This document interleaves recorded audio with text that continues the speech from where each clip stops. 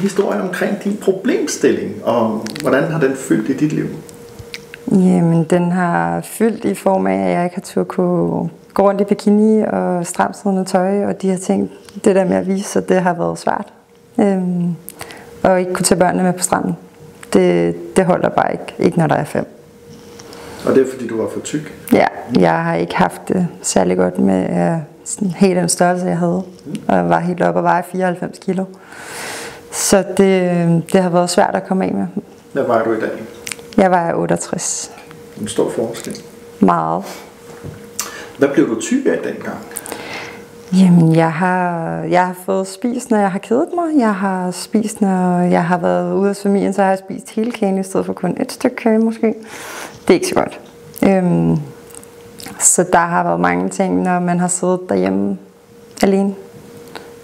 Haft en dårlig dag eller andet, så det har været nemmere at bare køre i hovedet i stedet for at snakke om det.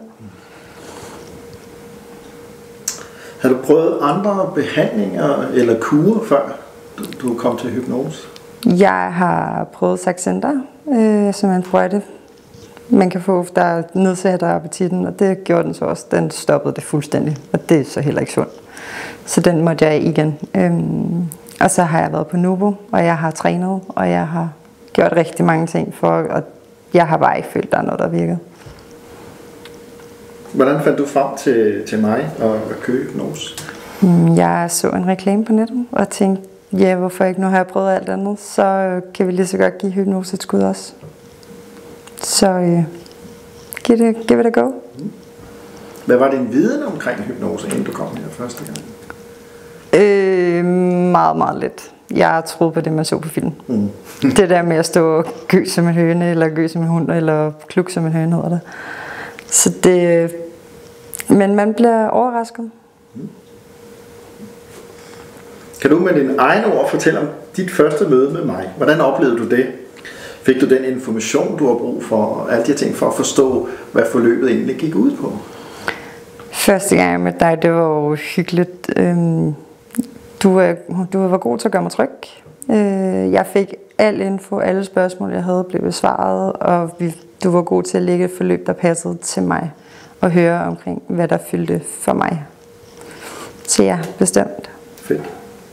Andre, som har været der, hvor både du og jeg har været, det her med at spise på følelser, eller forkerte tidspunkter, eller forkerte træk. Hvad vil du anbefale dem? Jamen, jeg vil helt klart anbefale at prøve at give hypnose et skud. Når man alligevel har prøvet alt andet, og man stadig ikke føler, at der er noget, der virker, så kan det være en mulighed at komme ind og så prøve at justere på det mere underbevidste, i stedet for at træne sig selv ihjel. Nogle mennesker, de synes, at det her forløb, det kan være et dyrt forløb i de her 5 måneder. Hvad tænker du om det? Det synes jeg faktisk ikke, det er. Jeg synes, pengene er godt givet ud, taget i betragtning af, at jeg på Saxenda gav 3300 for 5 sprøjter. Og de var jo færdige på ingen tid, og så skulle jeg gøre det igen, og det hjalp bare ikke. Og min appetit blev værre og værre, og jeg prøvede at skrue og op og ned, og der var ikke noget, der hjalp. Så i forhold til træningsmedlemskab og sprøjterne og kostplanlægning, kosternæringsassistenter, you name it, så synes jeg faktisk, det var. Og så er det jo også det, når man stopper med sprøjterne, så rører man tilbage i de gamle mønstre igen, og så er pengene jo egentlig lidt spildt. Ja, det er de også. Det er lidt synd at have brugt så mange penge på noget, der ikke fungerer, hvis man kan gøre det ved hjælp af hypnosen.